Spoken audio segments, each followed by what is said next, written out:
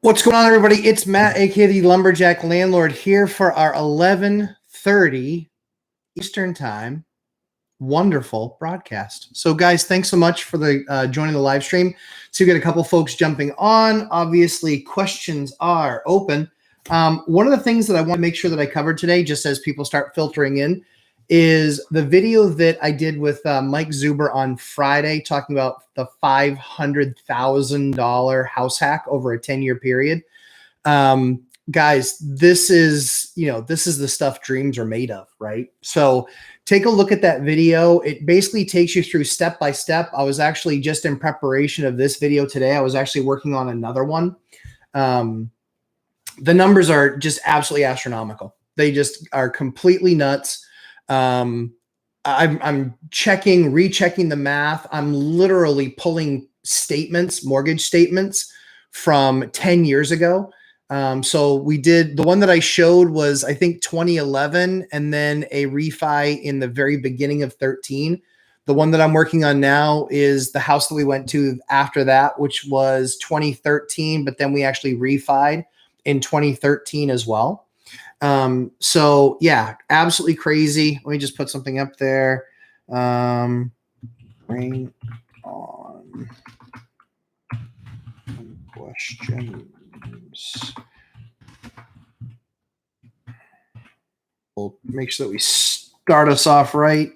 So, guys, exciting stuff. Like I said, that video is absolutely spectacular. It takes you guys through step by step the numbers, what we did in the deal.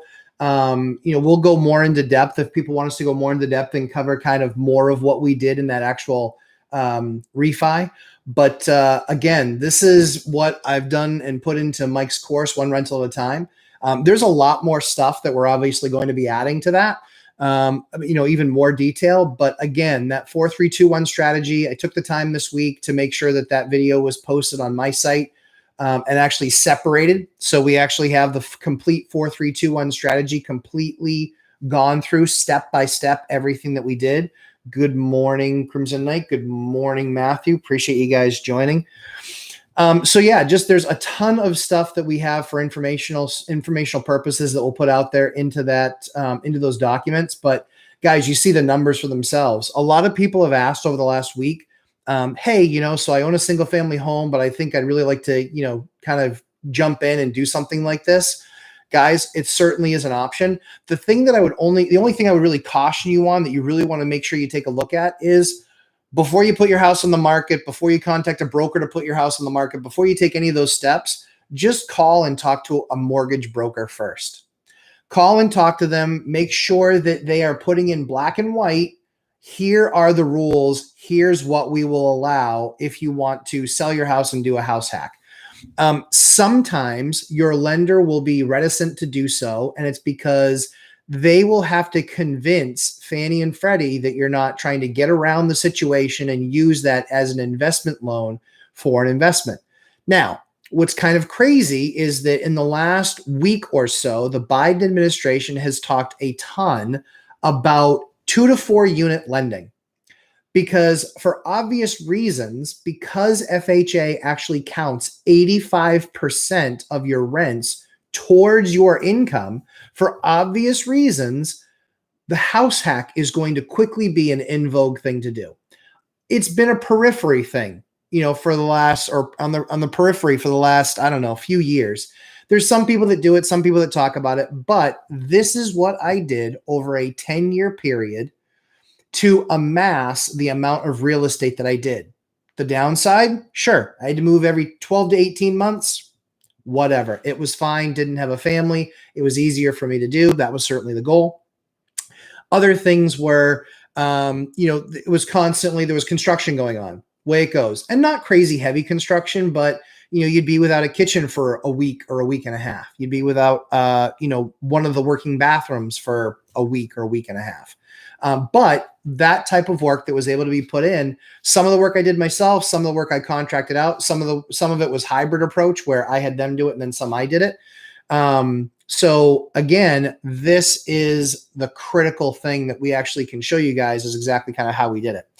Crimson Knight has a question. So when is the live event again? Can you post the link in the chat? This is a live event. But if you're talking about the one in person, I'll actually get you that information. I'm waiting on a link because I don't think that that's going to be Zoom. I think it's just going to be in person. But I will be there, and I know that they have limited seating. That's probably a best idea because I don't know how many people are going to want to talk real estate, but we'll be there. We'll be available, but I'll actually get you the link for that. Make sure that you have that available to you. So I'll send that out to you guys. And make sure that you guys have it. But again, back to so Crimson Knight, I'll make sure to get that over to you. So yeah, there's a lot more stuff brewing with the house hacking stuff. Again, it looks like Washington is going to do some things, get on our side. If they're telling Fannie and Freddie, for those of you who own fewer than 10 units or 10 homes and have 10 mortgages, for those of you who have fewer than 10 mortgages, guys, this is your chance. This is your chance. You need to be doing the homework like we talk about with one rental at a time. You need to be looking at your buy box. But guys, this is going to be your chance.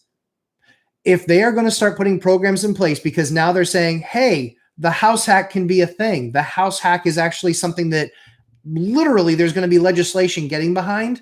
Guys, what's that going to do to prices? What's it going to do to prices? Now, here's something that most people don't know about a duplex. A duplex follows the same rules as a single family home. So the long strategy, right, is the 4-3-2-1. If for some reason that doesn't fit you, your lifestyle, maybe that's something that's just not available. Like a couple of the towns that I first started looking in, 4 families weren't a thing. And if they were $1 million. I'm patting my pants to see if I got that $1 million. It's in my other pants. So I didn't have $1 million available. I didn't have even the credit to approve for $1 million. I didn't have the reserves to approve for $1 million. I didn't have the income, even with the rents added in, because they were largely loss leaders. But I'm seeing still some crazy deals. There was just a $4 million property that just closed. Here's how into this people are getting. $4 million property just closed. It was even with $1 million down payment. So basically a third or 25% down payment on $1 million loan, even with $1 million loan down payment, that building grossed $18,700. $18,700 is what that building grossed. What that building actually brought in for income, or excuse me, what that bill was going to be for that building. So it was 18. The numbers are so crazy and they're so close together that it just absolutely boggles the mind. That building produces $18,200 a month of income. The mortgage was going to be $18,700 with taxes and insurance all included. It was a negative $500 a month amortization. Now that's a big commercial property like Mike and I are talking about. Commercial stuff that scares us right now, because in 5 years, if you're guessing that the rates are going to be much higher in 5 years, guess what? The last thing you want to own is something that's going to be interest rate dependent. So that's where the 4-3-2-1 strategy really does hit home, is that it's really not interest rate dependent. It's the rate that you're getting right now. It's going to be a 30-year fix. Do not do any of these goofy type of weird loans with pick a payment. Now, there's really not a whole lot of that available in this market. Back in 06, 07, that was 50% of the market. Now that's more like 2% of the market. So it's even hard to find those types of deals. But that being said, guys, please, please, please don't under any circumstances start taking out goofy, funky loans. Do not do that. 30-year fixed rate debt. And that's what makes that spreadsheet work. That's what makes those numbers so unbelievably crazy. That's what makes them nuts, is because if you look at those numbers, the value that I had was fixed debt. It was fixed rate money. The only thing I had to worry about going up a little bit year over year was my taxes. In New Hampshire, we are a high tax state on property because we don't have a sales tax and we don't have an income tax. So I'm in New Hampshire. No sales tax, no income tax. But again, that all figures into the numbers. All those numbers that I shared were actual numbers. They were my actual mortgage payment with principal, interest, taxes, and insurance. That was what I call the pity payment. So it had everything in there. So again, the 4-3-2-1 strategy, you guys should absolutely be looking at it, because if you've not bought your first one, it's ideal.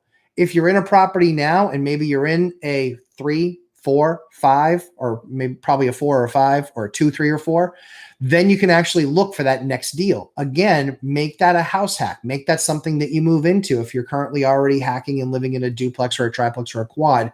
That strategy, again, with fixed rate debt, you saw what the 10-year return is. The 10-year return is absolutely nuts.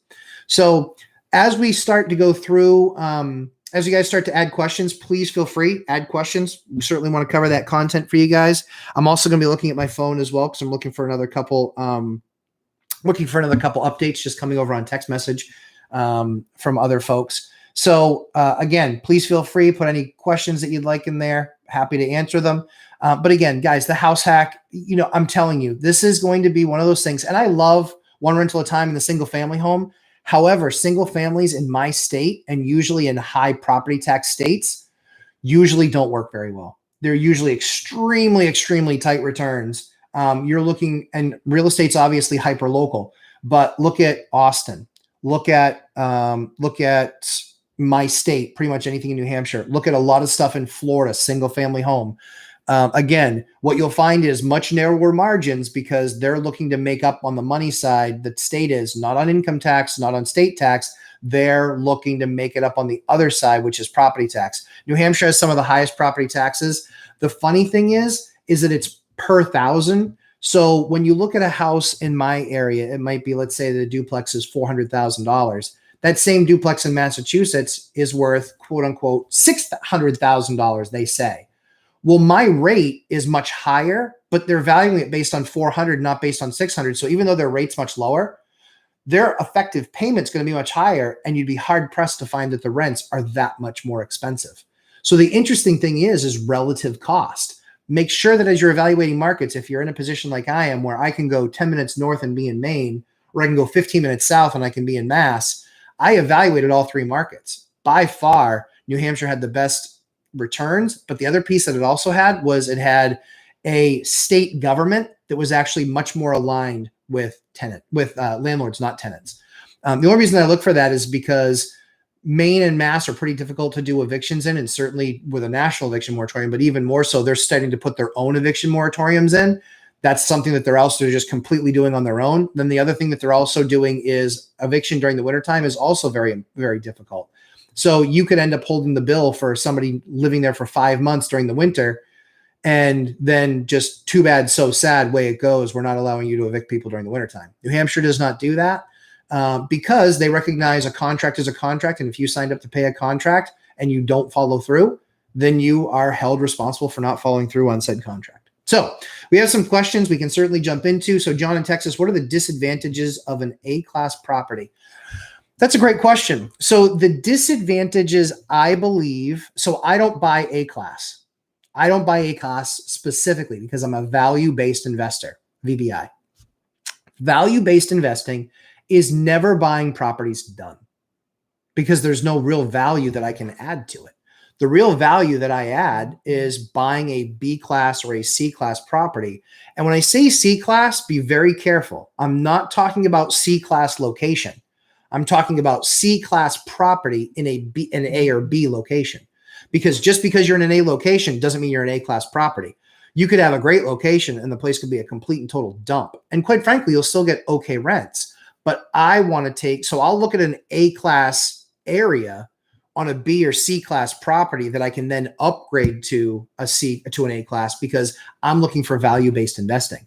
So I'm looking for things where kitchens need replacing, because I have a vendor that I now work with where I literally just a phone call. Hey, this is the square foot. This is the layout. Come in, template it, and let me know what we're looking at. And I know about what stuff costs, because I think this year we'll do 8 or 9, maybe 10 kitchens. So we're giving them decent volume now, but they were around when I was doing 1 a year or 2 a year. They were around then too.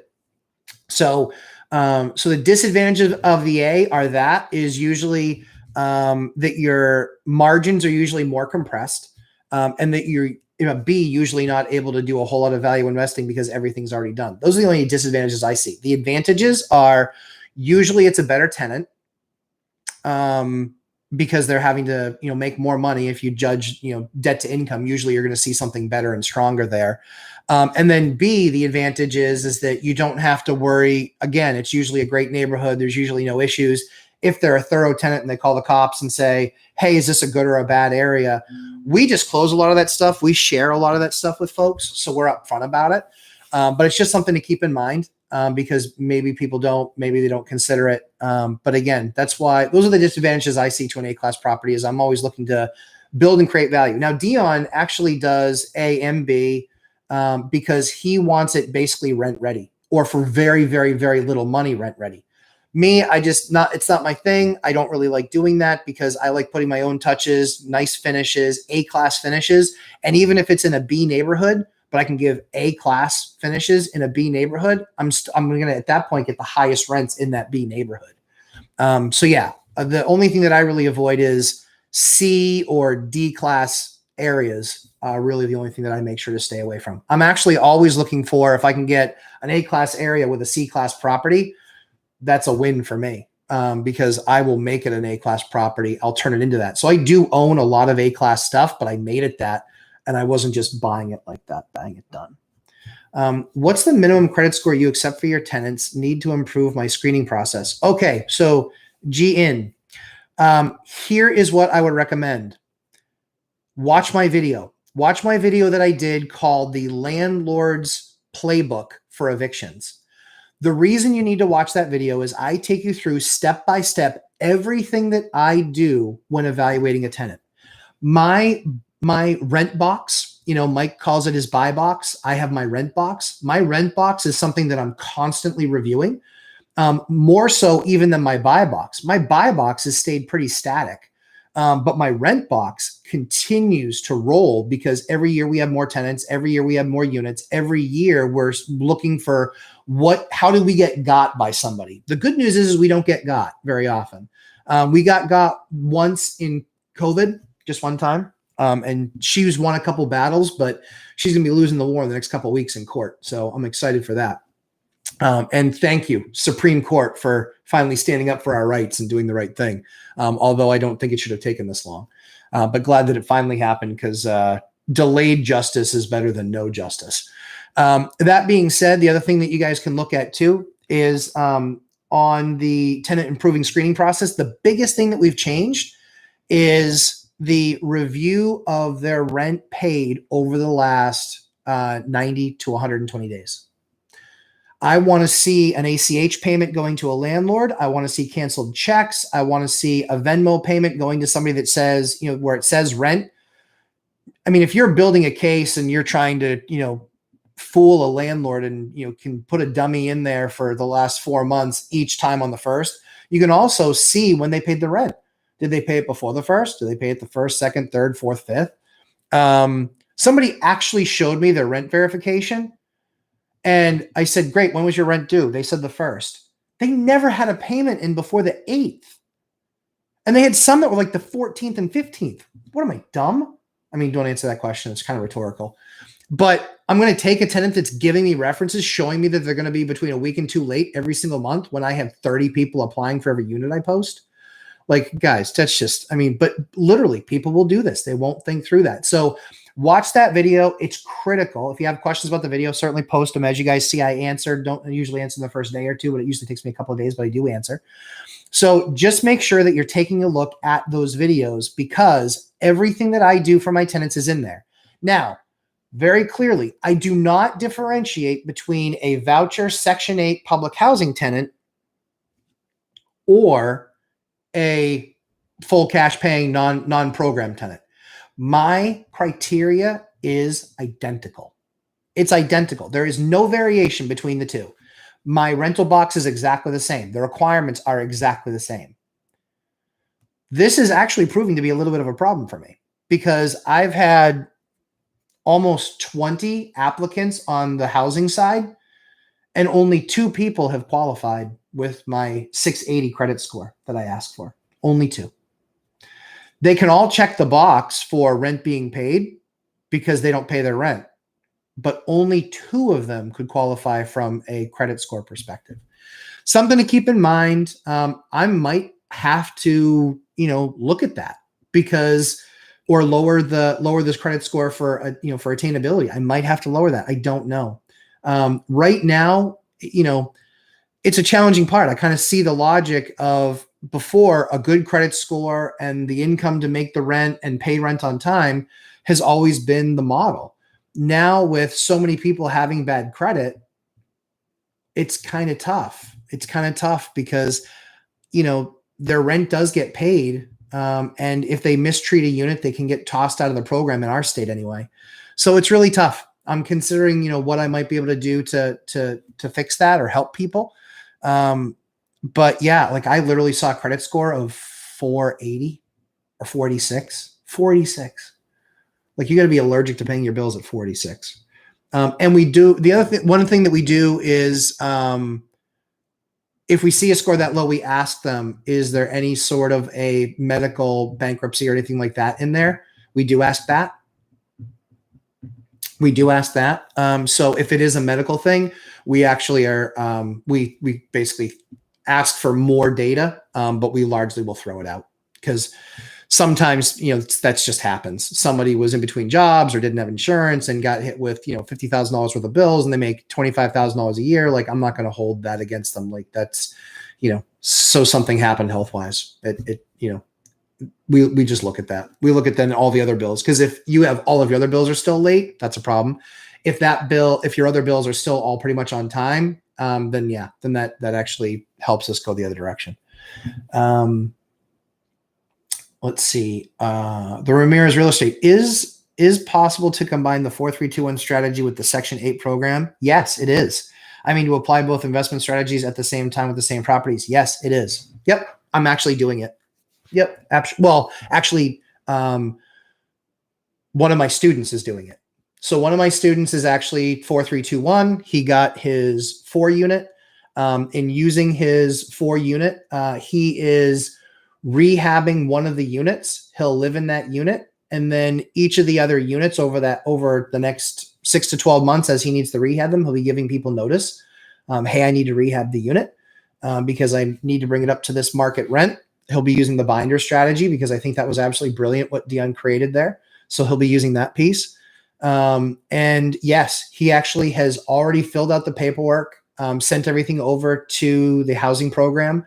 And so when that unit becomes vacant, he will basically submit, everything will be finally submitted, final inspection, and then he'll get the green light and go ahead that it can go to the program. The very interesting thing is in our area is that there are so Section 8 or the housing program is not town-based. It is metro-based, for those of you who don't know. And so for us, it's county-based. So in our county, I think there's 9 towns. There's really only 3 that I do business in, but there's 9 towns. What's really interesting is that rate stays the same. What's crazy about that is that a one bedroom in one of those towns rents for as much as $2,200, whereas a one bedroom in one of those towns rents for as little as $700. It's that big of a span in the same county, just between which towns. So here's the very interesting point. One part of the binder strategy that we've actually added, I don't know if Dion put that in because I haven't seen his latest video and I know he updated some things. And I know that he keeps a section. I mean, I know that he basically does, a third for military, a third for general release, and then a third for housing to make sure that he's keeping as many houses in fair housing as he possibly, or as in Section 8 housing and voucher program housing as he can. One of the things that we're actually looking at is in that regard, it's a little bit difficult to work with folks when they say, yeah, my budget's $800, but the voucher program is going to pay $1,200. Really? So that's one of the things that we're having to consider in our approach is that if we can get $1,200, even if the tenant has poor credit, if we can get $1,200 from housing instead of the $800 that somebody with better credit can pay, am I really going to leave $5,000 a year on the table? I mean, that's some of the things that we're having to just kind of walk through. So I know I'm kind of, thinking out loud, but those are some of the things that we're faced with in the last week or two that we're just trying to roll through, get a better understanding of, because, I think the biggest issue in affordable housing is not going to be necessarily just the lack of affordable housing. I think one of the biggest issues that we're going to have in housing is the fact that there's going to be competition on that lower end between people that are paying their bills with themselves, without the voucher program, without Section 8, and the ones that aren't. If you're in that Section 8 program, you could be getting $800, $1,200 a month towards your rent. And I know that I think that there's a 2-year waiting list where I am. And I know that they're also looking for, I want to say they're looking for like 30 plus units in my area. So they're looking for landlords to put stuff into the till. The problem is that until recently, rents were much higher on the private side than they were on the voucher side. Now that they're addressing that issue, I think that's what's going to, so you're going to get a lot more, if you're not in the voucher program, you're going to get a lot more competition, I think, on that lower end. So to answer your question, the Ramirez real estate team, yes, you can absolutely deploy both strategies at the same time, because once you are in that fourplex, you can absolutely then make those units available for housing rentals. The thing to just watch out for is, again, considering, what you want to do. Is the private number much better than the housing number? Because like I said, in that, in one of the towns, housing is 60% of what you can get from the market. I mean, I'm not going to sign up for a 60% loss on either side. You have to just be a good business run or business owner at that point. I was thinking about Crimson Knight. So thank you, Ramirez Real Estate Team, for the question. Crimson Knight 921. I was thinking about 680 minimum credit score for tenants, but I have been told by people that in Manchester, New Hampshire, in most areas, it's hard to find that. How would you deal with this? It is hard to deal with that in Manchester. So that was my main reason. That was my main reason for getting out of that market. I was in that market for about 10 years, and finding tenants was the biggest nightmare. The only thing that you can do is you can lower your criteria. Not really the best idea. Look at your unit, and depending on your unit, maybe make it available to the voucher program, Section 8, because I guarantee they have a shortage of units. I don't know what the rates are in Manchester. I don't know if they're higher or lower than where I live. Manchester's about an hour away from me. I'm on the coast, or towards the coast, and Manchester's pretty much plumb in the middle of the state. So I would look at what those rates are. The only thing that I would consider in that case is, I haven't finished the lead video yet, but that's the only thing that I would consider is, largely speaking, in those units, one of the things that they don't tell you is, even when you give them that lead certificate, and even when you tell them that there likely is the presence of lead, but you can't confirm it, if a child in that unit, if they're a child and they're 5 years and younger or 6 years and younger, they get tested every single year for lead. If they find that the child has a high lead test, the first place that they go is the place that they live. They don't care about the other places. The first place they go is the place that they live. When they go there, if they find the presence of lead, not a lead hazard, if they find the presence of lead, you're on the list. You will have to lead abate your unit. Period. End of story. If there's common areas, you're going to have to lead abate that as well. This is a nasty secret that most people don't know. So when we're looking through that process, we actually lead safe our units. We go through that process. We don't actually get the certification, but when we hire crews, we actually have them, do their thing. And when they're doing their rehab thing, whatever permits they need to go get, they go get. And take care of that. But yeah, that's something that you definitely need to watch, especially in the Manchester area, because back in 2012, when I was hit with a lead order, I want to say that 88% of the housing in Manchester had lead, the presence of lead, 88%. So usually it's a pretty good chance that, unless you're in a building that was built in the last 40 years, it's a pretty good chance you have lead paint there. And again, it doesn't have to be a hazard. It only has to be the presence of lead. So something to keep in mind with Manchester. Again, the numbers on some of that stuff, man, they were really sexy. Like even like 2 years ago, 2.5 years ago, I could buy stuff in Manchester for $150,000, $200,000, and the rents just made the numbers look killer.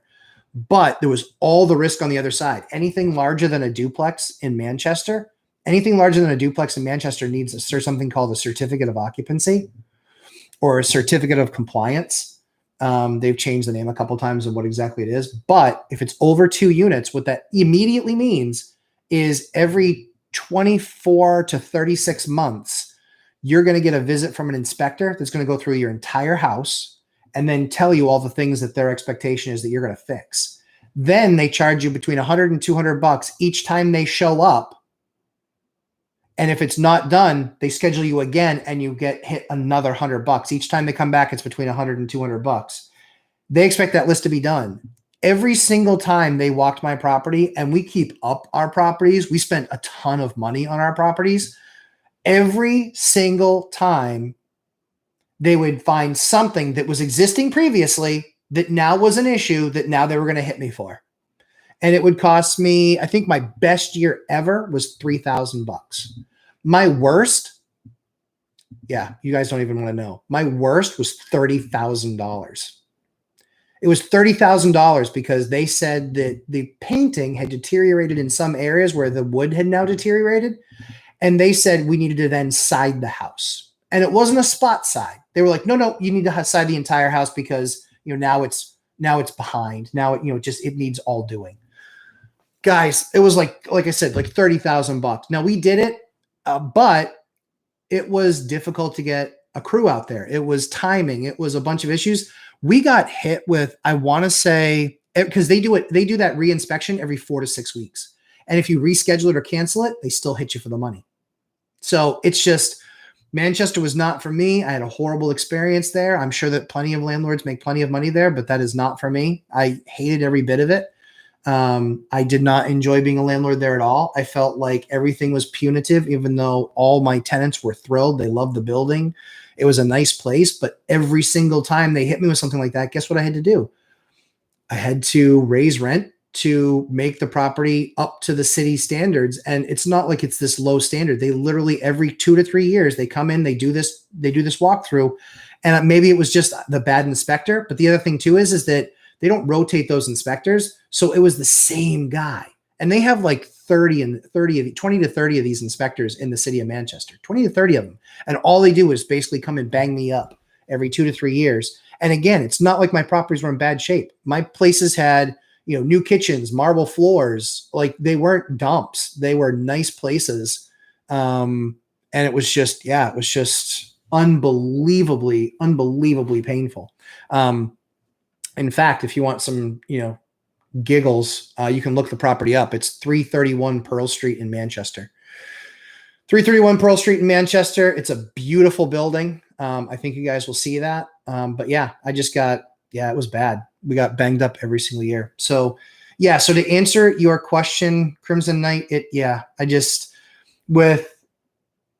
you really have to look and see what you're comfortable with. In all honesty, I would look at it. And if I were staying in that market, I'd be looking at, basically going through the lead abatement process and then trying to get my units on housing.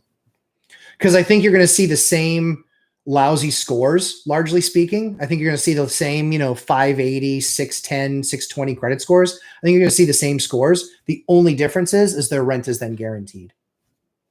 So we got burned the only times. So guys, we have over 2,000 tenant years. So if you have a house with 4 adult tenants, as an example, that's 4 tenant years. So we have over 2,000 tenant years. I only have 8 evictions. I only have 8. So we're pretty good at tenant selection, working with our tenants, getting great tenants. The times that we've got was times that we made exceptions or we were trying to help somebody and they didn't have the credit score, but they had the income. I had one person that I had to evict, caused almost $10,000 in damage to my unit. She made $160,000 a year. She would literally she would go on business trips and leave her 2 cats behind, and they would and she would only leave 2 litter boxes, and they would destroy the house. And so literally she doesn't give me any notice. She says, "Hey, I'm actually just going to leave. You can keep my deposit." I was like, okay, that doesn't sound right. So we went back, and we're like, okay, so are you out? And she goes, well, I'm still in and out, this, that, and the other. And so I just start the eviction process because she wasn't giving me any hard date. Long story short is that was actually one of the ones that we didn't have to go through and do an eviction on. But we did have to sue her because she did that much money in damages. It was just, I mean, if you guys have ever dealt with cat pee, hydrogen peroxide, you just bathe it, it'll pull up through, and then you just keep on wiping it away until you can't smell cat pee anymore. It's a horrible job. But yeah, I've done that. The Lumberjack has been hand and knee and doing that work. So yeah, pretty crazy. Sarn, good morning. John, Texas, good morning. You're welcome. Very happy to help. G in. Yeah, 46. No joke. No joke. Like, you have to be allergic to paying your bills if you have a 46 credit score. John, Texas, my area doesn't have duplexes for house hacking. I'm considering renting out the house I live in and moving to another house to take advantage of low down payment. Yes. So not a hack, but that, I mean, maybe it's like an owner-occ hack. So yes, that's the best policy. Absolutely. But before you do that, that's where at the beginning of the video, I talked about, you want to make sure that you're talking to your mortgage broker, because Fannie and Freddie might decline doing that loan. So just be aware of it. I can't post a letter because it has to be the truth. And I don't want to give you an example necessarily of one, because everything that you say in the letter has to be the truth. It cannot be lie. Don't twist the truth. Tell exactly the truth, exactly the way it is, and let the chips fall where they may. But FHA, if you're going to move to another house and you want to keep that, my first recommendation is, if you have an FHA or a VA loan on that house, is to refi out and get that into a conventional. That'd be my first recommendation, because you're likely going to be, you want to use a lowest down payment possible loan to acquire your next property. Second thing I would do is, yes, absolutely be contacting multiple mortgage brokers, get it in them from black and white, give them a house as an example and say, this is what I'm considering. Likely you're going to have to write a letter that they're going to send to underwriting and to FHA, or they have FHA underwriters if they're a big enough organization. They're going to have to literally tell you, okay, we're going to decline this in advance. And because it appears as though you're using the loan for investment purposes. Something to just keep in mind. I think that rule might change on the conventional side, but I don't know that it changes that much, because again, at the end of the day, they're still going to sell that loan. So that's where you'll start to run into challenges on the single family owner-occ buy, sell, buy, sell, buy, sell and that's why I created the 4-3-2-1 strategy, is because there is legitimacy in that, which is, if you start in a 4, you can go to a 3 citing better neighborhood, more space, less density in the house, so you have fewer people. There's a lot of things there that you can roll off that are approvable issues. And that's why 4-3-2-1, it's a lot less, because we had that when we went from a 2 unit to another 2 unit. So we had that exact same thing when we went from a 2 to a 2, except we were able to legitimize it. We were actually going from something that was a really small duplex, and we said, we need more bedrooms, because we're planning on starting a family. We need more bedrooms. Absolute truth. And so we went from a duplex that I think was a 3-bed to a 4-bed, or from a 2 to a 3. And I think we actually used another one from a 3 to a 4. So something else to keep in mind. So John in Texas, sort of a house hack, but a lot of the same rules apply. So make sure that you're talking to a lender about that, and that you know that you're going to get approved for that. I've actually done, when I still had mortgages left to my disposal that were still going to be government backed or Fannie Freddie backed, which now, by the way, I have 0 that are Fannie Freddie backed. They're all privatized mortgages with banks, but portfolioed. One of the things that you need to consider there is potentially like maybe a non-QM lender. So you're going to pay a higher rate. It might be 0.75, but that's something that they will absolutely allow based on what the property is, as opposed to some of these other rules that Fannie and Freddie have. But again, make sure you go through the approval process, talking about it, make sure you understand what the rules are going to be. Never, ever, ever lie on any of those documents, and never, ever, ever say that you're going to go live in a property and don't live in it. That is a major no-no. If you get caught, that's mortgage fraud. So do not do that. I would never do that because I don't look good in horizontal stripes. Ramirez team, hands up. Matt Paris. Hey, Matt, thanks for joining. You mentioned you buy houses that needed work and do your own inspection walk. For new investors, would you like to get who would like to get to the point that one day, what advice would you give us? Ooh, Sarn. Great question. Awesome question. So what I would make sure that you do is every property that you look at, walk it with the appraiser. Walk it with the appraiser. Walk it with the inspector. Walk it with the inspector. Walk through it. Comb through it with them. Every single time they're checking something, why are you checking that? Take notes. Take copious notes. Then you get the report. When they provide you with that report, go through that report. They usually are very, very detailed in this is why it's a problem. This is what the issue is. This is where the long-lasting issue is. I'd say for my first, I'd say probably for my first dozen or so, I did inspections. And after that, it's been very spot. The main purpose, the main reason that I use, an inspector now is really depending on the building. It's really depending on the building. If it's a large multi-unit, I use an inspector because there's things that I might not have considered or forgotten about. My real kind of ninja whispering specialty is really kind of 1 to 4.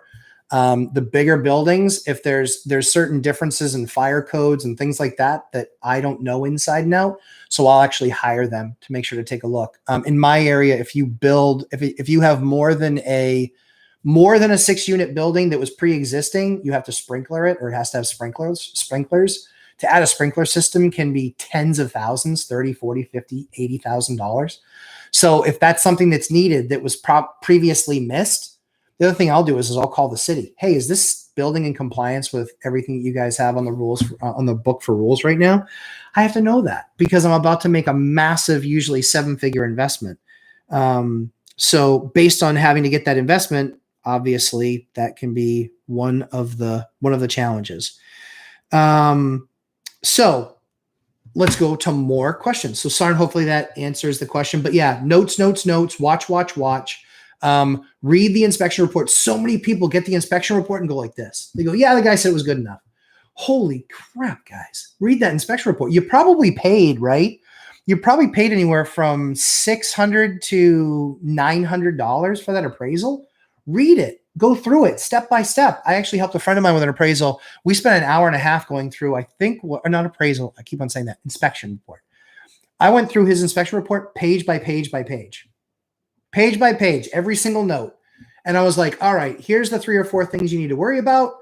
All the rest of this stuff is just delayed maintenance that you can take care of, but it's not like a major issue. It shouldn't stop you from buying the building. Here are things that don't necessarily stop you from buying the building, but it could be very expensive to fix. Reletting a chimney shouldn't stop you from buying the house, but that could be, $1,200 to $1,500 to re-lead a chimney. Lining a chimney, also $1,500. Not stop you from buying a house, but you need to lead the chimney or reline the chimney. That's $1,500. Things like that. Again, this is really kind of where Mike and I differ because he doesn't self-manage, and so we talk a lot about finances and the numbers and that side of it. But on the labor side of it and on the actual work and what gets done in properties and how much a lot of those things cost. That's where I have a ton of my experience because I self-manage. I used to do all the work myself. Now I don't do much of the work myself unless in a pinch, and largely, hire out crews to do that stuff. So a lot of that stuff, I know what it costs now to pay somebody to do it, not just what it would cost me to do it on a Saturday. Contratism. If I have a couple buildings already, can I still use an FHA for a quad, or is there a limitation by having existing properties? I don't know that FHA is, I know that they're doing loans on investment property. I still believe, I don't know. It's been a while. The loan that we just got with one of my students, that was FHA, but it was owner occ. And I know that's the difference. I think the 3.5% only applies. The 3.5% down payment only applies if it's owner occ. If it's not owner occ, I think it might be 20%. So you want to check on that. I'm not positive on that, but I'm pretty sure that's right. And check on that, and then just message me and let me know that I was right. I think I'm right. Ouch. I was looking at a house on Pearl Street too. Take a look at mine. Mine was awesome. That was a beautiful building. It was a great place. So yeah, take a look at that building on Pearl. It was a beautiful building. 331, 333 Pearl Street. Beautiful gray building now, and we farmer's porch. Like, that was an awesome building. I just couldn't work with the city. It was so expensive. Every turn I was getting banged for something. And we were good landlords. We were good landlords and people that took care of stuff, like had maintenance people out that, anytime something happened, we had a maintenance guy, because when we moved over an hour away. And so, we always had a maintenance guy. We'd call up and say, hey, go do this. And he would take care of it within 24 hours, unless it was an emergency, you drop everything and go do it. So yeah, my experience in Manchester was horrible. But that's just me. Lesson Heidi Hafner. Hi guys. How are you? That's ridiculous government overreach, in my opinion. Matthew. Yes, I agree. But my fault. I should have known all of those things that happened in the town before I started buying there. So this helped shape my investing career. It helped me better understand the people that I needed to be spending time with, the towns I needed to be spending time with. So Manchester, after I did my second property there, I was like, no more, never again. Nope, not doing it. Even when people send me these deals that are just like complete screamers on paper, like 20% return, it is so hard to say no to 20% return. But I know what I'm dealing with. I know if I have to start doing work, dealing with inspectors, dealing with lead orders, dealing with all of the crazy garbage that goes with that, I'm just looking for a different path, just looking for a much different path. So for me, Manchester remains a no, a hard no. In fact, Manchester is the largest city in New Hampshire. For those of you who don't know, it's about 120 some odd thousand people. Probably a lot bigger now, because there were a lot of people from Massachusetts during COVID that moved to New Hampshire because we had lighter restriction. Just kind of live free or die. That's our state motto, for those of you who don't know. But Manchester for me is a hard no, just based on all my experience with all the inspectors there. I just can't say enough bad things about it. It was just horrible for me. It was just horrible. It almost bankrupted me twice, getting hit with a lead order, when I'm like, there's literally, like 18,000 homes or no, more than that. It's something ridiculous, but there's like tons of units in that city. And I was like, but they can only get to like 100 or 200 a year. So it's literally like winning the shit lottery. Sorry for the language, but it's literally like winning the lottery and being like, oh, great. Thanks. Lead order. Awesome. And the crazy thing is that this was a set of grandparents that literally told me they were going to basically die there, not in the building, but they were going to literally live there. And then their daughter got in trouble. They had to take in their granddaughter. She was on all these programs. She came back with a high lead.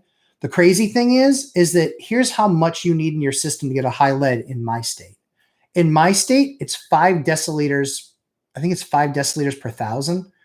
Don't quote me on that, but it's something like that. But basically that equates to 5 grains of sugar in an entire body. And that's a high lead test.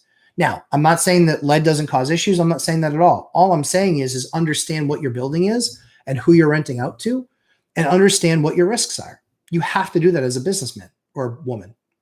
And when I say businessman, you guys know what I mean. It's a business person. So that's something you really want to look at. Generally speaking, Pearl Street was not a bad street. Crimson. It wasn't a bad street. I liked the area. It just became an issue because that inspector, who might be retired now, man, it was like this every single time. It was like, oh, how much is this going to cost me? And the crazy thing is it's like all of that stuff was there. The only thing we did was improve stuff over time. And he would still, and I would say, well, that was on the report 2 years ago. Why is it on the report now?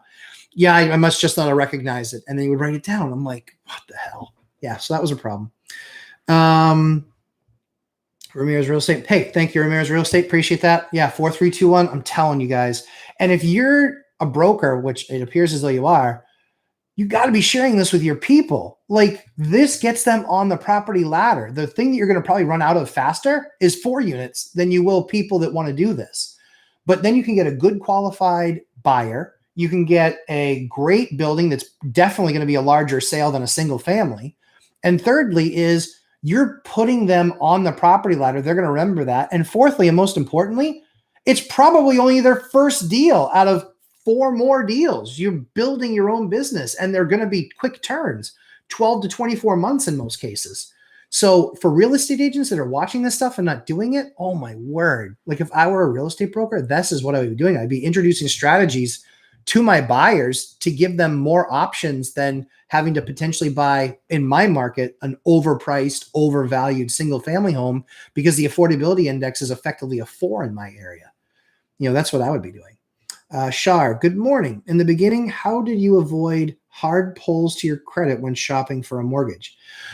Okay, so here is the secret there. What you have to do is you have to drastically condense any shopping for a mortgage that you're going to do. You want to ask, but I believe it's either 14 days or 30 days. But you can actually research that on TransUnion, Experian, Equifax. I believe it's within 14 or 30 days that if the loan or if the credit is pulled for the same purpose, then it actually does not affect your credit score. True story. But I don't know if that rule has changed. For me now, I have to do something called an annual PFS, a personal financial statement. And so my bank only pulls 1 credit report a year, but every year it's on there. They pull 1 credit report a year. In that 1 credit report a year, every single thing that they do is in that.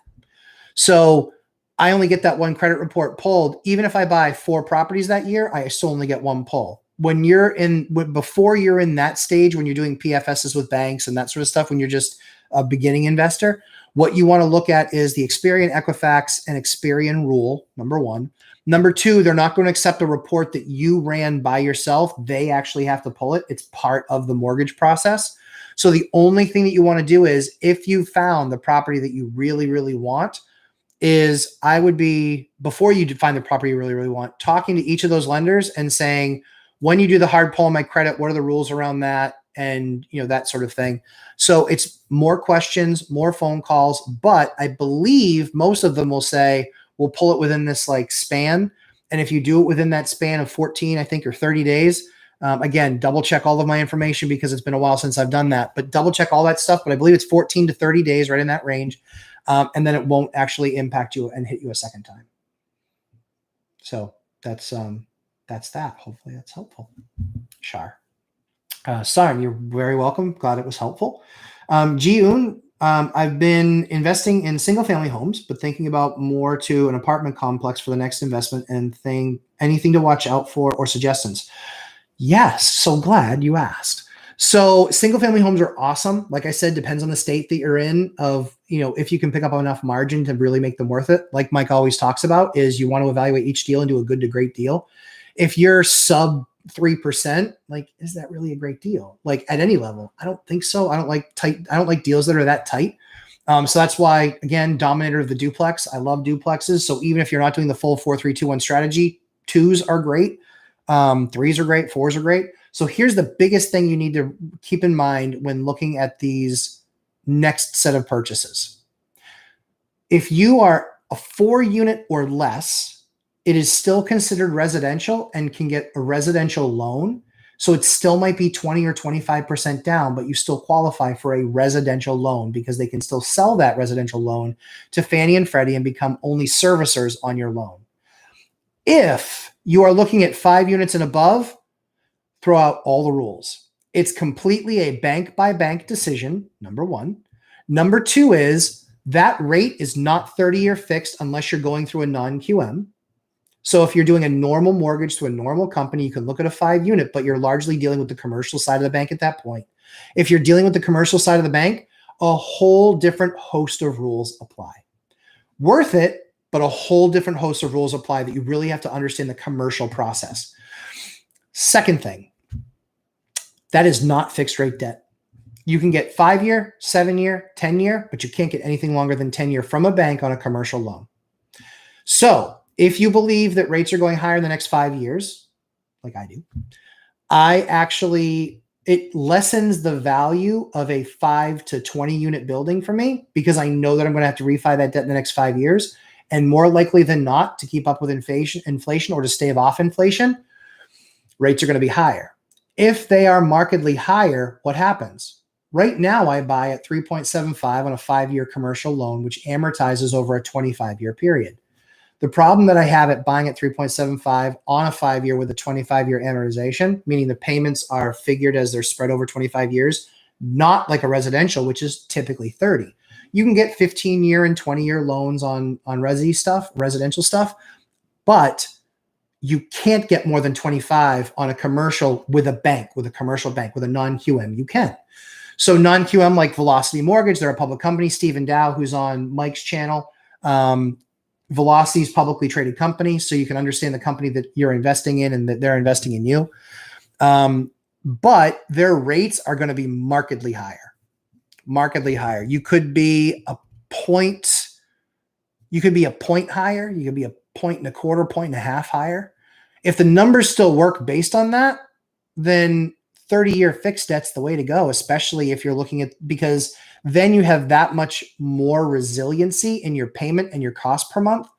The downside is right now you might pay, I don't know, an apartment between 5 and 6%. And right now I'm getting 3.75.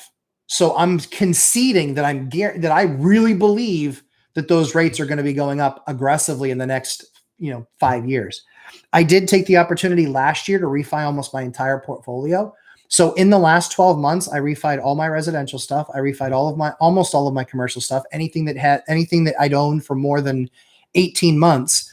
And now we're getting ready for the last phase of that, which is we have a few more commercial that are going to be coming available, or going to be, refining in the next 12 to 18 months. And so we're going to start that process now with the bank, see if we can get in under the process, and we might have to pay a point to do it. The other thing is commercial loans, be very, very cautious. They will have refi language that will say, if it's a 5-year amortization, or 25-year amortization with a 5-year term, right? They will say, if you try and refinance this within the first year, you have to pay a 5-point penalty. 5 points. That means 5 points of what you owe on the mortgage, you're going to have to pay that in a penalty. Think if it's a $500,000 home. That means that they could technically charge you $40,000 if you refi away from their bank and they go refi somewhere else. Something to watch for in all that language. Commercial loans, again, are very different than residential. Residential is, I don't want to say easier. It's just different. It's just different. And I own both types of loans. I have no more residential with Fannie Freddie that is then serviced by somebody else. I now have portfolio loans with a bank that they service, but it's in their portfolio. And I have commercial loans with a bank that they service that it's in their portfolio. So yeah, something to keep in mind. So Gian, watch out for that stuff, because there's a major difference in the type of financial product you're going to get. And Mike and I have been saying nonstop for pretty much the last almost a year, like 6 months at least, 30-year fixed debt, 30-year fixed debt, when in doubt, 30-year fixed debt. That's what you really want to be grabbing a hold of, because those rates on the commercial side are much more quickly affected. And values will go down a lot faster, because I think there's going to be a lot, or can anyway. I think that there's going to be a lot of office buildings. I think there's going to be a lot of commercial buildings that are going to be coming to the market over the next, 18 to 24 months, because I think rates are going to start to get out of control. And if they get to 5, 6, 7%, well, people were buying those things with 3.75%. Well, now that it's that much higher of a rate, the cap rate's going to be that much more compressed. I've literally seen some, and that's something else, learn cap rate. I've literally seen cap rate on some buildings that have sold recently at under 3%, meaning that they're making 2% on money. That's horrible for that kind of exposure, because do the quick exercise. If you go from 3.75 to 5.75, you're going to get obliterated. You're going to be writing a check every single month, because I doubt that rents will have gone up that quickly. So Something, again, just to keep in mind. Sarn L, did you have to take any courses on how to do repairs or just learn from doing the work? So I sadly had to do and figure it out myself because YouTube wasn't a thing then. YouTube's a thing now, guys, in case you hadn't recognized. There are a billion videos out there, woodworking, tiling floors, plumbing,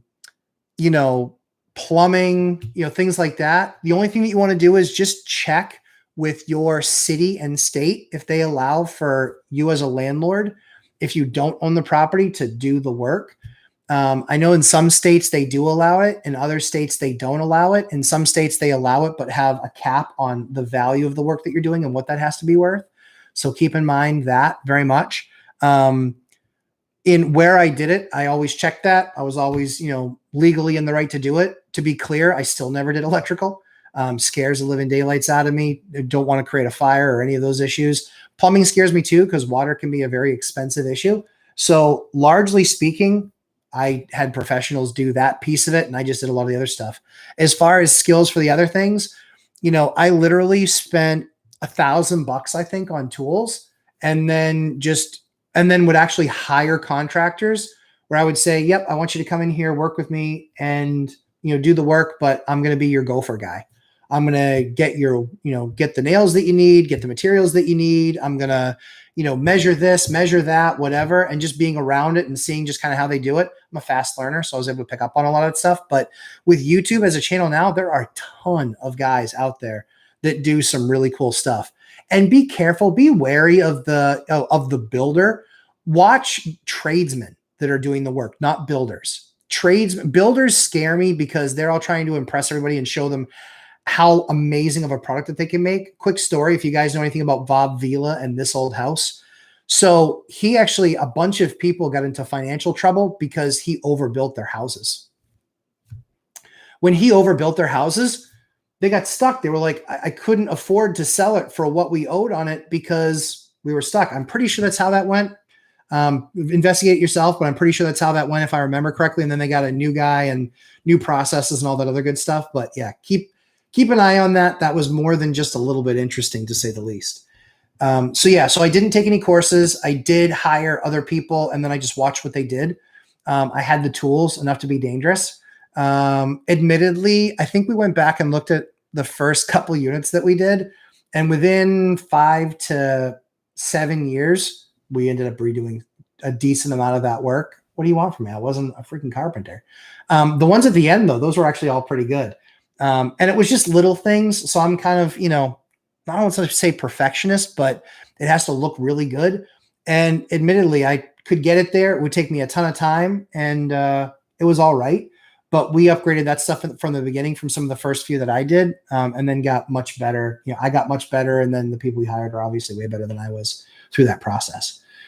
Contratism, thoughts on business properties, office spaces, storage unit, complexes, warehouse. So I own a little bit of commercial. I don't own a ton. I don't own any office space. So I don't know anything about it. Don't know that I would. Don't know how to figure if you make money other than just simple math. So I don't talk about stuff I don't know. So I don't know anything about office. Storage units. So I don't own anybody, but I did investigate them. Kind of love the model. Biggest issue you have in my area is them approving a site for another storage facility. A ton of those are going up. What's really interesting is there were a bunch of mom and pop owned storage facilities. And you know what they ended up doing? A big company came in, a venture-backed company, because they wanted to control the market. They came in and they bought up all the mom and pops and then jacked the prices. Only one mom and pop didn't sell. So that one mom and pop, they were able to raise their prices, and they kept them lower than the other guys.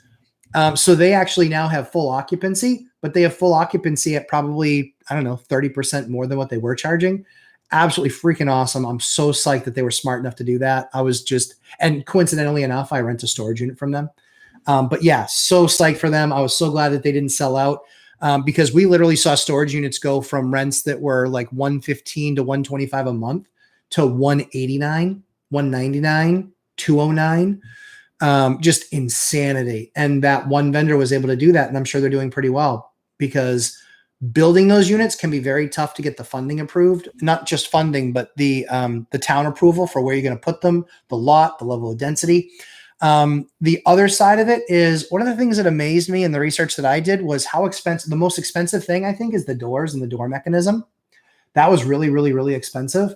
As you know, they're mostly steel buildings. And so you're usually just, your big expenses are the building, the drainage, creation of the area, pouring the cement pad, but then all the driving, like all the pavement that you have to do around all those buildings, and then securing it with fence. Those are some of the bigger bills that I saw, where the fencing, if it's heated storage, I don't know anything about that. I didn't go down that path at all.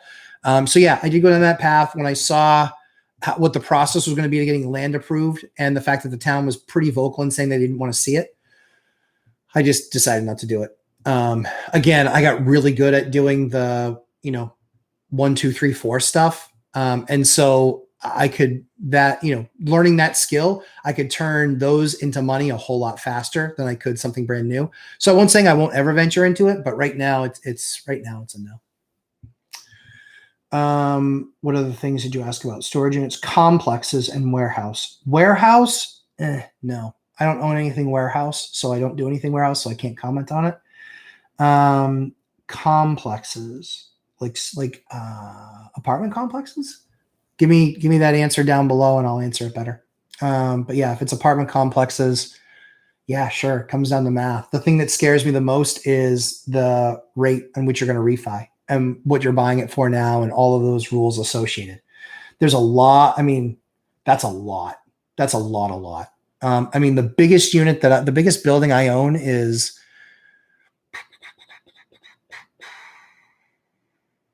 9 units right now. That's the biggest I own.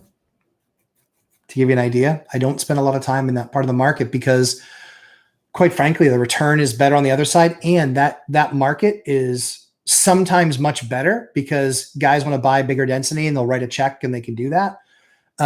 Sometimes it's much worse because you're a qualified buyer. Most people don't know this, but back like even 2 years ago, you could have properties that were for sale for years. You could have properties for sale for years. That's a scary thing for me. And if you're like, a bigger like shopping mall or warehouse, you might have a business, but then what happens if they start doing well and they're your anchor tenant or they're your only tenant? That becomes a scary proposition. So yeah, that's the stuff that kind of scares me more. I feel like you need to have higher capital reserves, and largely speaking, banks want you to have a larger capital reserve as well. Let's see. Can you go over one of your recycled capital properties again? Yes, I can. I don't think I can share the screen though on that. So I was literally preparing one that I'm going to do another session on this week sometime. So I was literally just building that piece out. So yes, Squatorti, cool name. Crimson, opinion on Trulia neighborhoods crime map to look for good areas. I've never looked at that. I've been much more simple, where I've actually just called the cops. Talk to brokers from that area. That's one of the things that I love about doing everything that I do locally, is that now I don't worry about that. I don't have to do that at all. I know all the areas. I know all the streets. I know the streets to stay away from. I know the areas to stay away from. I know all of that stuff. And it's because I know my market inside and out. You could literally say 16 New York. I'd say, nope. Sorry if you're the owner of 16 New York, but nope, not in my city. No way. I would not own on that street. That street trades at a significant discount, and it trades at a significant discount for a reason. Let's see. Jason Kincaid, prepayment penalties are all 100% commissions. I don't know that factually, but it wouldn't surprise me to know that it's heavy.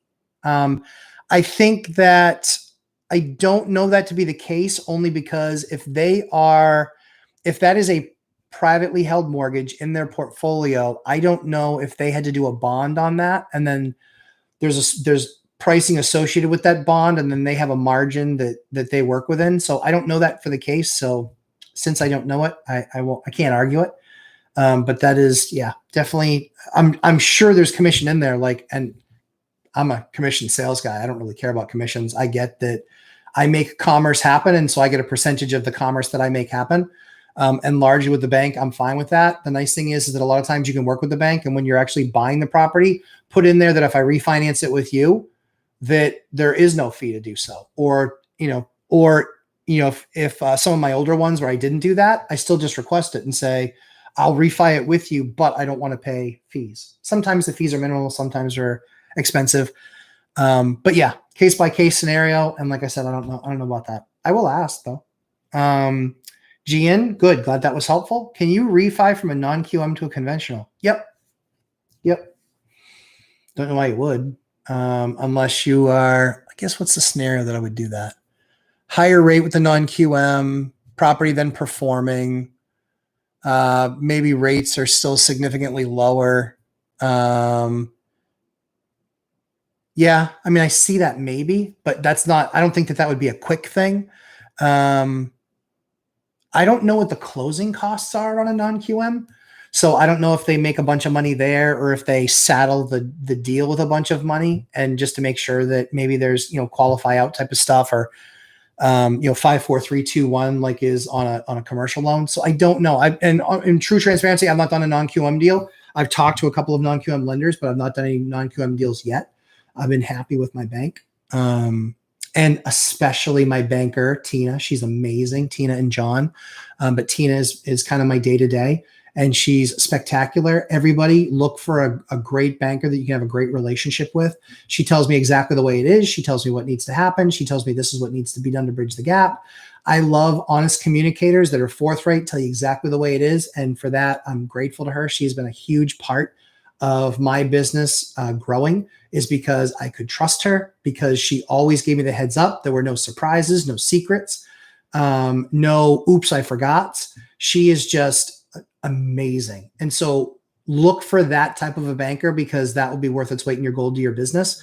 And just for those honest communications. So like I said, make sure you guys are keeping track of that piece of it. Sorry. Make sure you guys are keeping track of that piece of it. But yeah, absolutely get a great banker. That's one of the things I don't like necessarily about the big shops, is that you're not going to get the same banker you're getting, Betty the Time Life operator, who is just taking in your information, and there's really no push or pull there. That does make it kind of tough. That's why I like smaller shops.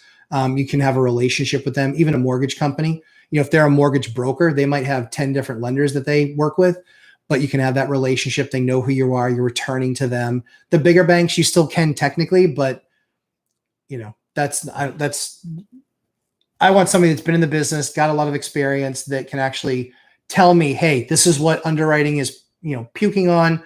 You got to make sure that you're making and changing these, addressing these issues, etc. And that's something I would definitely do. So yes, the answer is yes, you can refi from a non-QM to a conventional, albeit a little bit more of a rare scenario, but yeah, you can do it. I would just look at fees. I don't know what else for fees are in there because I haven't done that. Jason Kincaid, raw land cover crop of storage containers as rental units, no build time and no permitting, build to cover costs, and outside trailer storage. Yeah, so there's certainly, yep. So that's a state by state thing. So I've certainly heard of that. Don't have any experience on it, but yes, but yes, you can certainly do that. Obviously, as zoning and all that stuff permits. Contradism. The question from Contradism is, yeah, apartment complexes with direct management. I have 0 of those, so I couldn't comment. I don't own anything that big. Part of my strategy has always been liquidity. And so those big places, like I said, those big places just have a much smaller pool of buyers. Guys with much deeper pockets, but quite frankly, they're probably going to have better attorneys than you. Unless you're the attorney. But then they still might be better. Second thing is, like I said, what their availability of debt is. Largely speaking, if they're taking out a loan, or if you're taking out a loan for that property, what your rate's going to be, what that rate looks like in 5 years. Yeah, I mean, there's just a lot more risk. And so for me, I don't do anything with self-management, with on-site management. That's stuff that's probably too big for me. I would consider it. if the right deal came along, but I just haven't seen the right deal yet.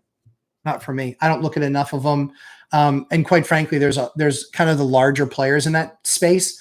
So specifically, I have stayed where I play because I much prefer being the bigger fish in the smaller pond than the small fish in the big pond. I can affect a lot more change in 4 units or less. I can work with banks. I can do seller financing. I can do a lot more. I have a lot more flexibility in dealing with that type of a property than something big, for what it's worth. If you guys are watching, please make sure hit that like button. I know that the YouTube algorithm likes that. And so any likes I appreciate. Let's see. Squitorti, another question. What is your take on chasing high income salary versus cash flow? High income salary versus cash flow. Give me more detail on that. I'll answer your other question. Thanks whoever gave me the like. Somebody's still actively engaged and listening. Squitorti, what kind of banker or relationship banker? Which bank do you bank at? Relationship banker? No, not a relationship banker. I don't like the relationship bankers because they don't actually do anything. Largely speaking, sorry, relationship bankers. Mine actually does everything. So she is amazing. She is my relationship to the bank, number one. Number two is she knows all the numbers, all the finances. Thank you for the other 3 people that gave it the like. I appreciate that. She knows all the numbers, all the finances. She knows what it takes to get a deal approved and how I need to structure it. She's the one that goes and meets with loan committee to get something like that approved. These are all the things that I'm looking for because I have a personal relationship with her. So she's technically my personal banker, but she's also my loan officer. So she's telling me all the things that I need to go get to give it the best chance of getting approved. And B, here are the other things that you need to keep an eye on and watch out for and manage to. So yeah, that relationship is really important. So it's not a relationship banker per se. It is the actual mortgage broker herself. She is the commercial lender that works for the bank. And I've never worked with anybody as good as she is. She is by far the best I've ever worked with. And her bank and her boss that I started out my relationship with, he is amazing as well. But they're absolutely spectacular. And that organization, you can see why that organization is put in place and positioned for growth because they understand how to do a deal and make sure that, people are in good position. So yeah, I really like them. Can't speak highly enough about them. Chasing high income salary, we're chasing promotion versus saving money, live below your means, invest. So personally, so for me, so I now am a higher wage earner, I guess. I did both. I just did both. I just minimized the amount of time that I slept. I didn't have much downtime. I didn't really take vacations. Now I do with my family.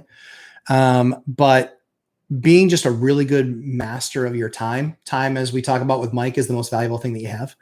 And so I'm just really good with time. I don't waste it. If I need to relax, I relax. But I relax after I've checked all my boxes. And so, yeah. Versus saving money. Thanks for the answer. Sure. What the priority list when flipping a unit? What preparation steps do you go through getting a unit ready? Contradism. That is an awesome question. All right, guys, pay attention on this one because this is pure gold that I'm going to give you. Not that all the other stuff wasn't either, but this one's a very targeted question. So I'll take you through a unit. So when we walk a property, we know what our costs are. Okay. What I say by we know what our costs are, I know what my cost is per linear foot to put in wood trim. I know what my cost is, per square foot to put wood flooring in or vinyl plank. I know what my cost is per linear foot to put in my cabinets. I know what my cost is per square foot to put in my granite or marble countertops, or if I have to go butcher block. I know what my cost is, generally speaking, from a new forced hot water system because we use the same one every time. I know what my cost is for putting in a new forced hot air system because I know what my costs are because I do multiple of them a year now, and I always am staying in contact with my contractors. I know what my costs are. So because I know what my costs are, when I'm walking through, here's a pretty good rule of thumb. All right. When you see your typical window that you're going to have to retrim if you need to replace the windows, I know that my replacement windows are going to be on the high side. My windows are going to be $300 a piece. Okay. That's a low E argon gas Energy Star Plus window. Largely speaking, that window is going to be $300 or less. So that's the first thing. Second thing is, and I'm looking at a window just to make sure I pull it all apart. Second thing is something called extension jams. That's the extension that goes from the window to the actual sheetrock on the wall. That extension jam, I know that wood is about $1 a linear foot where I am. That stuff is about $1 a foot. I know that the typical window that I'm looking at, typical window is usually 4 feet by 3 feet. So you figure 4 up this side, 4 up this side, 3 and 3. So you're basically figuring 14 linear feet per window. Now, your 14 linear feet per window, if you're doing what's called a picture frame, you're 14 linear feet per window on that, and you're probably 16 linear feet on what's called the exterior casing or trim. So if I'm 14, let me just make sure I don't lose track of my numbers. If I'm 14 feet on extension jams, I'm 16 feet. Now I'm 30 feet total in wood. I'm looking at those costing, just say on average, you're looking at a buck a foot. So that's $30 just in materials. Then I'm looking at the window is about $300.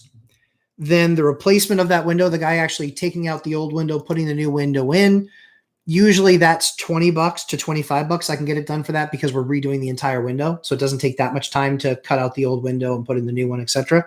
So usually $25 for that. And then labor for that window. So what I actually do is I have a formula that my contractors use. I pay them $1.50 a foot for install. So that $30, because it's 30 feet of wood, that would be $45 for install. And that's everything except for paint and caulking. And then the paint job is, I forget what I figure on that, but I figure usually that piece, because we'll actually have the entire thing sprayed, that and all the door frames, we'll usually have them tape up all the floor and then spray it. And when we're putting all that stuff down. So I think that ends up equating to, including the cost of paint, and ends up being probably like right around $25 a window. So if you're looking at overall cost of replacing that window, you're 300, 25, 350, 395. You're a little over $400 if you're a $300 window. You're a little over $400 per window. And so the number that I carry, like I said, if I walk through and I know that I need to replace windows, believe it or not, I'm glad that it kind of matched out. But the number that I'm carrying is $400 a window. That covers paint, trim, install, and window. So I'm covering that $400 number, and usually we're going to come in below that. So that $400 number, then X times the number of windows, unless there's one like big, huge, bay window or some special window, that sort of thing. So that's kind of how we dissect a house. So I look at windows, I look at baseboard. I know that to, rip out the baseboard, I know that it's going to cost me about $1 a foot for to buy a replacement baseboard, and it's going to cost me $1.50 to pay to install it. I cover that in the same paint budget because again, they come and spray the entire house, so it's a lot less cheaper than the $25. But I have to paper all the floors, and so that might cost me a couple $100 to paper all the floors. So when I walk that place, I'm able to count basically $3 a linear foot. I know that's going to cover me for material, install, and paint and floors, doing the floors. For flooring, depending on what the property is, I'll do anywhere from, my install is between $1.50 and $2 a foot. And so, and then it's just a matter of material. Depending on what the house is, where it is, what's going to go well in the space, I decide on whether or not I want to do, I can do vinyl plank because I buy it wholesale and I buy it, 2,000 to 4,000 square foot at a time. But you can also go into Lumber Liquidators, look at their odd lots, talk to the Lumber Liquidators store manager and say, hey, let me know if you have any odd lots coming available, if you can time it out. that's another way to do that as well. So yeah, I mean, flooring, you're going to be, so install, I'm $1.50 to $2. Product, I'm going to be probably $2.50 to $3. You can count $5 a foot if you want to count for flooring. That's usually what I use.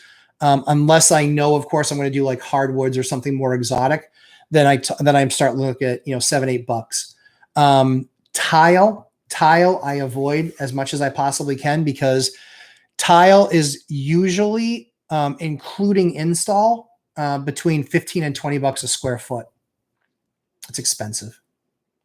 So usually 15 to 20 a square foot. Granite for install, and sink cuts and all that other stuff, I usually budget about $50 a square foot for counters. That gives me a good idea. So, I can look at it and go, yeah, that's a 12-foot counter. So I know that I'm going to be 12 times a little over $2, a little over 2 feet. It's like 25.5 inches. So I just basically round up and say, okay, instead of $40 a foot, again, $50 a foot installed. And then, we hit our numbers really consistently. We just did an $88,000 construction project, and we came in at 86 on an 88. So yeah, we're pretty tight with our numbers and do a pretty good job with that. Trying to think of what else. So, doors, same thing. So doors, we use a specific type of door. And the doors that we use, we know that those doors are about $300 a door. And then we know that to install them is usually going to be $50 to $75 a door. I'll carry 75. So we're usually looking at $400 a door, for, including install. But yeah, now you see how I can walk through a building. I can tell you exactly how much it's going to cost to fix it. Because I know the heating systems, electrical, that one ranges. Usually if I got to rewire an entire house, I know that I'm looking at usually 10 grand to rewire an entire house. But yeah, if you look at the stuff, the rewiring is really down to the studs, and then you're looking at insulation. Insulation's a big one. You can do blow-in, hard packed cellulose. You can do closed cell foam. You can do open cell foam. You can do, Roxol bat, which is just sliding it in. You can do cheap fiberglass. I don't love it because it's not like rodent and squirrel retardant, if you will. They can get in, they can make nests in it and things like that. And the Roxol, they can't actually chew it because it's literally made out of lava. Watch that video. It's awesome. The product's called Roxul, Roxul. And then that's what opens up the door, like I said, for other plumbing and things like that. I know that a vanity is going to cost me $800 installed, because I'm going to buy a vanity that's probably $500. I buy stylish vanities. They're probably $500. And I know it's going to be about $300 for install with the faucet. Because a lot of vanities don't come with faucets, and usually you don't want those. Brands I like Kohler. I like Delta. They're both pretty good product. They last. I usually do satin nickel in all my properties. So yeah, there's a lot there. But yeah, I mean, I just gave you the price of doors, windows, baseboard, flooring. The only other thing is really paint on the walls, and that ranges greatly. Like I said, I have guys that spray them to give me that beautiful, beautiful finish. And then they cut in and roll all the walls. So that's that one. Do you keep every building in a separate LLC? No, I do not. My attorney recommended forming LLCs, but holding up to $2 million of property in each. Could I get a blanket loan on each of these LLCs? Harry. Harry, good to talk to you. Thank you for commenting so much on all the stuff that we produce. We really appreciate it. So yes, you can do that. We are looking at that strategy now. I know some of the larger organizations, they will actually, for like a multi-unit or multifamily that might be like 20, 30, 40 units. I know that they put a lot of their stuff in a separate LLC, and then everything is done in and out of that LLC. I get it.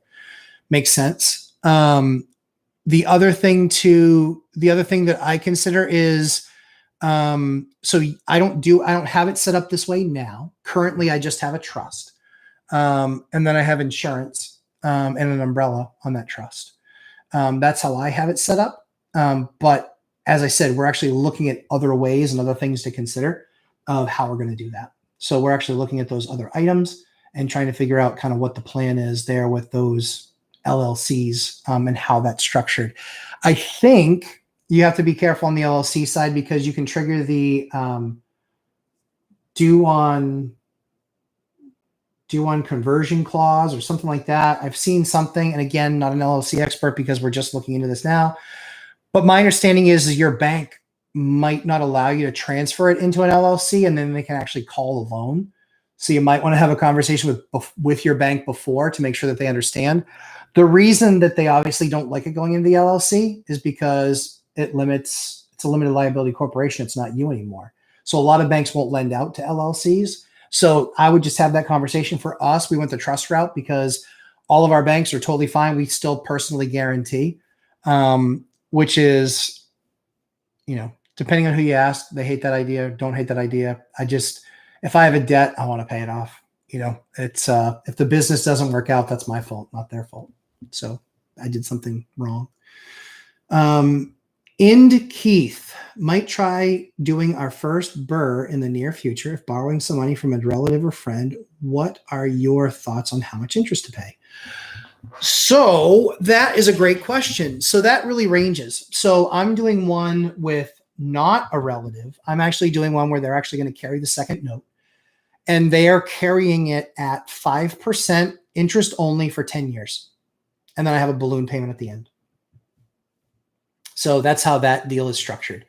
So I'm 5%, 10 years, interest only. We had to negotiate to that point because what they need to know is that if it's anything more than interest, if there's any principal in there whatsoever, it completely changes the tax ramifications. Yep, completely changes it. If it's interest only, it's different. I'm not an accountant. Follow the accounting practices, get a CPA, talk to them. But that's my understanding based on my experience has been that the interest only is a better option for them. But some people might have their money in the market and they're looking at the fact that they're getting, 9% annualized returns. Well, that's not going to continue. And you obviously shouldn't be doing a loan at 9%. But if they want kind of more guaranteed money and they feel comfortable with that, yeah, I mean, I've seen notes 5, 6, 7%. It really depends.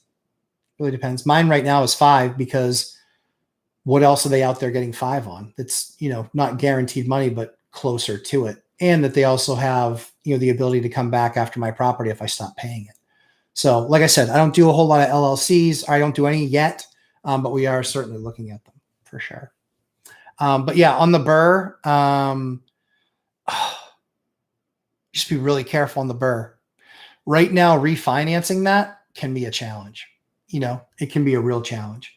I did BRRRRs before BRRRR existed, before they were called BRRRRs. So I would, a bunch of my properties, even the hacked ones, I would buy, I would renovate them, go through them. I would refinance them as an owner-occ. And then I would either move out or I'd stay there for a little while, rent out the other side if it was a duplex, and then I would rent.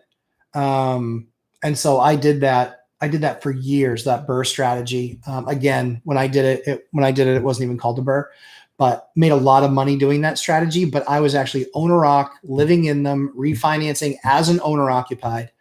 And then after all that was said and done, then I would start looking for the next property. What's the next one I'm going to look at? What's the next one I'm going to buy?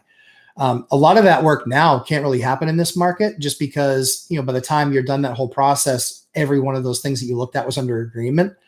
But yeah, that's largely what I did. And then it was usually fairly easy for us. We have a more difficult time renting stuff out during the winter season. So November, December, January, February, March, those are not great renting months. And so we do everything we can to not be renting something in that time frame. We stay away from that time frame as much as we possibly can. Because largely speaking, people that are looking at that time are largely being tossed from their existing place because who wants to sign up for moving in December? I'm not saying that's a guarantee across the board. I'm saying that that's generally speaking what we find. It has been our experience. Any other questions? That was the last question I have in there, but if there's any other questions, I'll give it a couple more minutes for any more questions, if anybody has any more questions. Again, if you enjoyed this session, please make sure to hit that like button. Also subscribe. Make sure to subscribe. What was really interesting to me is half the people that watched the last live stream weren't subscribed. If you're subscribed, you get notified the next time we're doing a live stream. And quite frankly, now over the next month, we never know when we're going to do a live stream because we have so much stuff changing on a daily basis. The market's changing a ton. We're changing a ton. We've got like 3 or 4 projects under contract right now. We just closed on one that we're going to do a video on.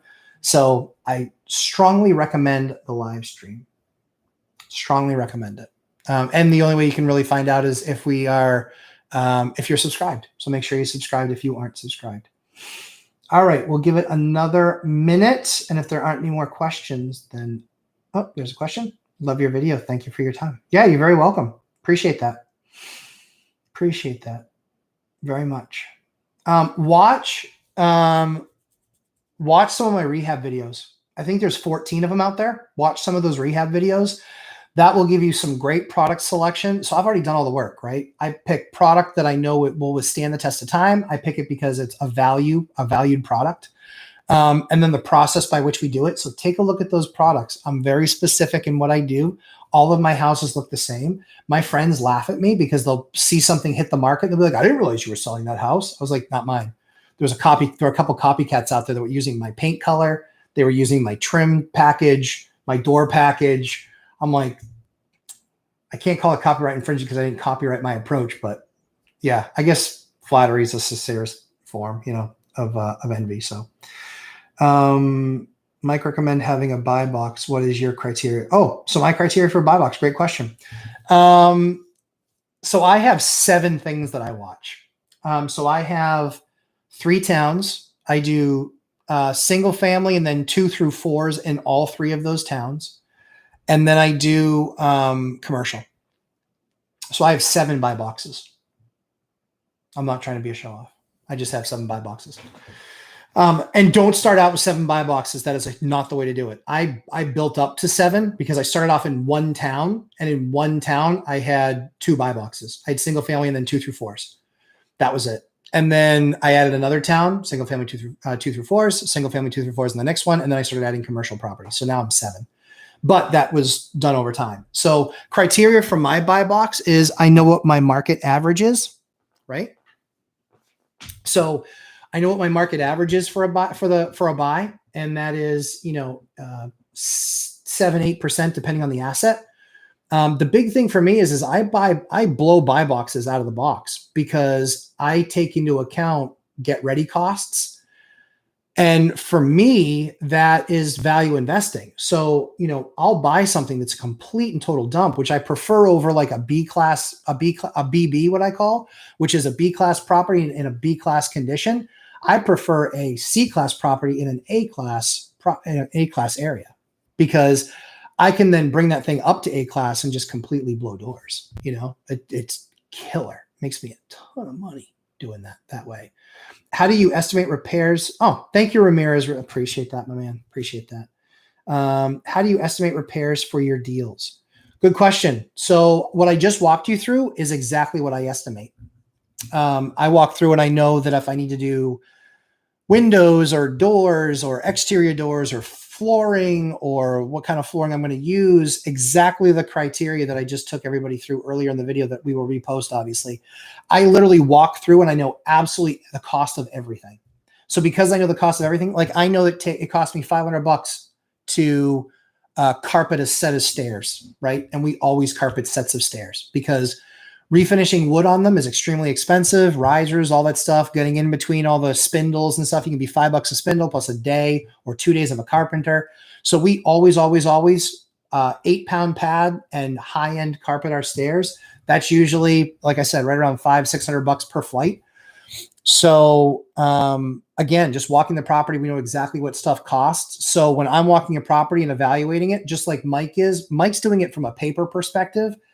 And he also does, whether it's a flip or not. For me, I don't flip as much. I used to do more. So I did flips for a time being. But if I'm going to put my quality product, my quality time, my quality effort, my quality end result into a property, largely speaking, I want to hold it. Because we're not fixing things to just flip them. We're fixing things to get the biggest, return on capital we can with a renter who's going to walk in and love that thing. So estimating repairs is just a matter of knowing my market, knowing what guys cost, knowing what the effort's going to be to do it. That's why when we talk to contractors, that's why we have the same guys that kind of work for us consistently is they know going into it, if it's a standard door, it's $50. If it's a standard window, it's, what is it? 25? No, 45. What is that number again? 40, no, 20, 25 plus all the install stuff. So yeah, they know that if it's on a window, they know it's going to be run about $60. So based on what I pay per linear foot for install of the trim, the extension jams. I know what my painter is going to charge me to paint it. We actually have 1, 2, 3, 4, 5 units that we've been rehabbing over the last 45 days, and they're all going to be coming to market. They're all getting 3 of the 5 are getting moved into on the 15th, and then the other 2 are getting moved into a bit after that. So we've gone through that entire process. Sorry, I meant reserves for the future. Like for a furnace replacement, is it a fixed amount for a property value or cost replacement based on life expectancy? Oh, great question. Yeah. Good question. So my formula is, and again, my formula, no one else's. So do it at your own risk. But my formula for a water heater is 8 years. If I see a water heater is 8 years old, guess what? I'm replacing it. I'm not waiting for the bottom to fall out, flood the basement, flood the first floor, flood the second floor, whatever. I'm not waiting for that.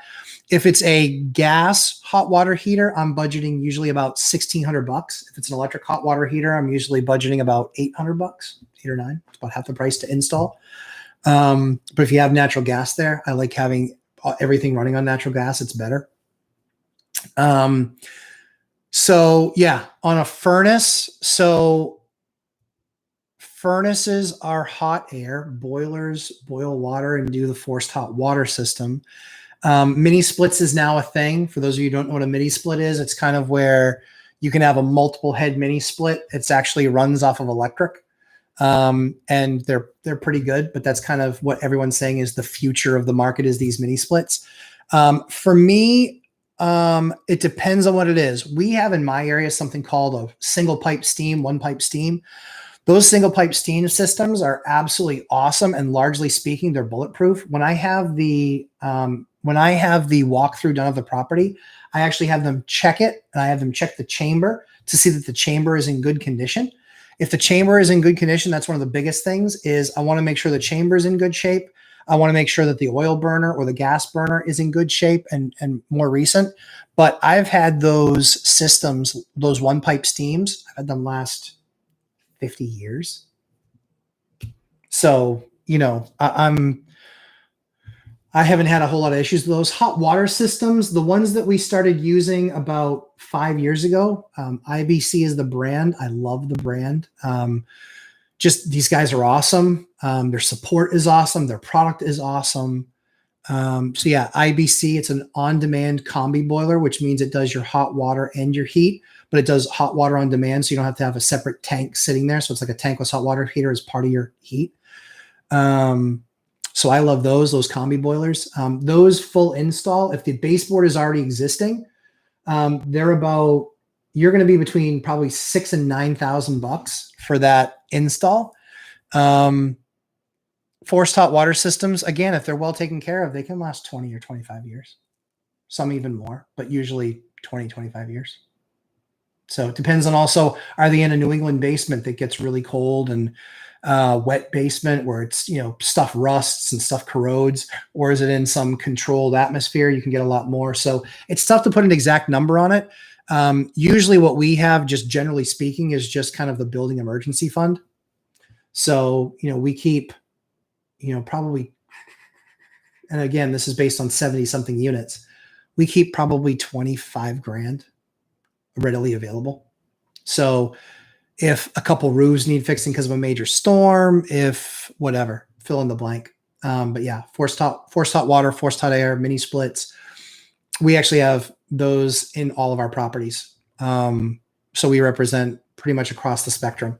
The thing that I love, I like the IBC combi boilers because if you have a house of 4 people, the hot water never runs out. So no one's ever complaining. and you don't have to get like a high capacity 80-gallon hot water tank that just jacks up the price.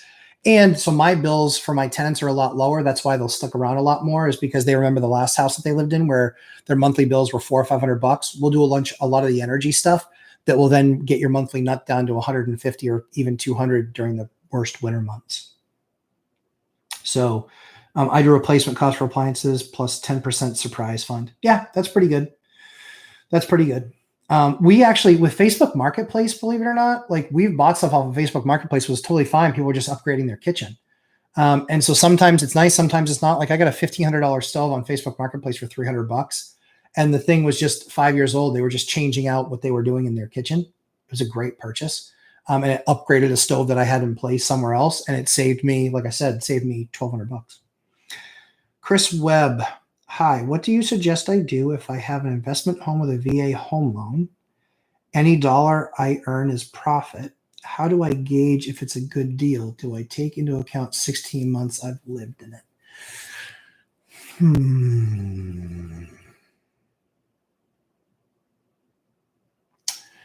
What would you suggest I do if I have an investment home with a VA home loan? So is that one that you're living in? I need a little bit more information. Any dollar I earn is profit. How do I gauge if it's a good deal? Do I take into account the 16 months I lived in it? So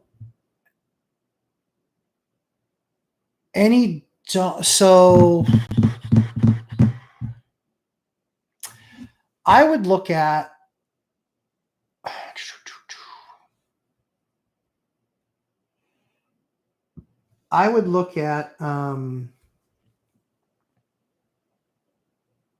what your mortgage is and what the rent of a place like that would be. No, I moved for a job and I used the remaining VA on my new home.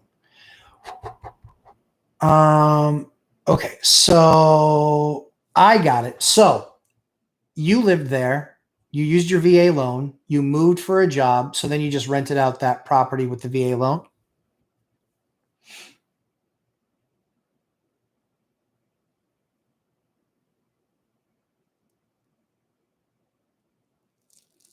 I'll wait for your answer. The other thing to look at too is VA loans. I think they only let you use one at a time. I don't know because I'm not a veteran, but thank you for your service. I believe they only let you use one loan at a time. If they only let you use one loan at a time, that will be an issue. Good morning, Cassidy. Thank you for attending. It's been a fun hour and 47 minutes. I'll probably go for another 10 or 12 minutes or so. Love the details about costs. Would also be great to hear specifics you use, kitchens, bathrooms. I've done some of this in your walkthrough videos. It's a big help. Oh, good. Very, very cool. So David,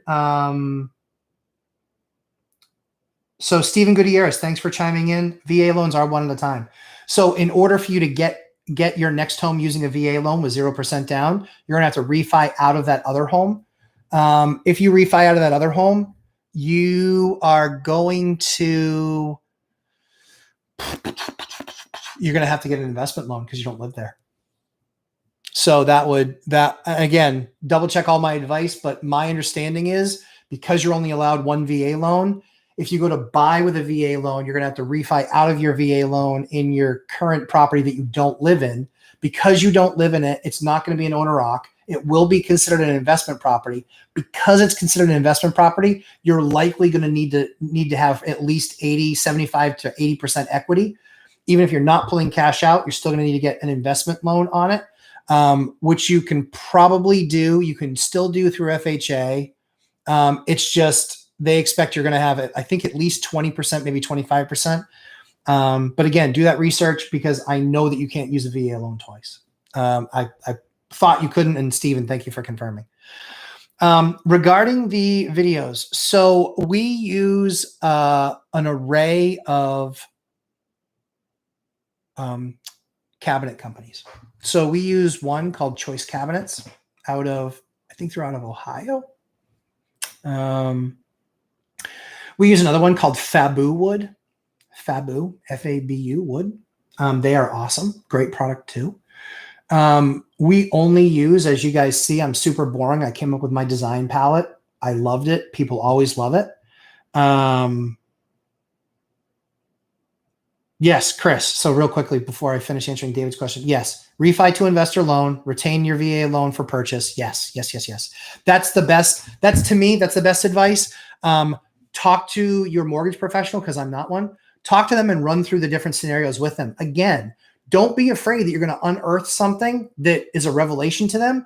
They need to know the truth, guys. They got to know the truth. Don't get caught with mortgage fraud because you didn't explain yourself fully or you're putting yourself in a bad spot. So, Chris, absolutely talk to the mortgage broker. But yeah, I believe that's going to be the case. You're going to refi out, use that as a 0% down purchase. Again, maybe you have that 20% or 25% equity. I think that's what any investor loan is going to be looking for with any bank that you do it with. If you don't have a specific bank, I love. I did one deal or two deals with them 5 years ago, Rocket Mortgage. Holy crap, they're dialed in, guys. Like, I wish I could get deals done through that with those guys because it was a lot of fun. It was really easy to do. Everything was online, paperwork always signed. Everything could be, signed and updated online. Like like really, really, really killer. So back to David's question on kitchens. Yeah, so I use Choice and I use Fabu Wood. They're both really good products. I use White Shaker. Do not get crafty and try and get different colors. Like that's a bad idea. It's a bad idea. Much more expensive. If they get scratched, it's a pain in the ass to repair. And every tenant will scratch a cabinet just like people do. So yeah, please. Yeah. Don't just get White Shaker, or if you like the ivory with the gold, with like a gold a gold trim ring on it. Get something that's stock. Espresso. I did espresso cabinets for a long time. Did those for a long time. Cabinet pulls. Do not ever buy cabinet pulls from a cabinet store. Swear to God, if you guys do that, I will end this channel. It's that easy to end this channel. They will charge you like $12. $12 they would charge, for like a nice satin nickel pull. It's like a bar. I like the modern bar pulls, as you guys see in my videos. You can get those online. It takes 3 to 4 weeks to get them, but you can buy them from overseas. And you can get them usually for about between $1 and $2 handle.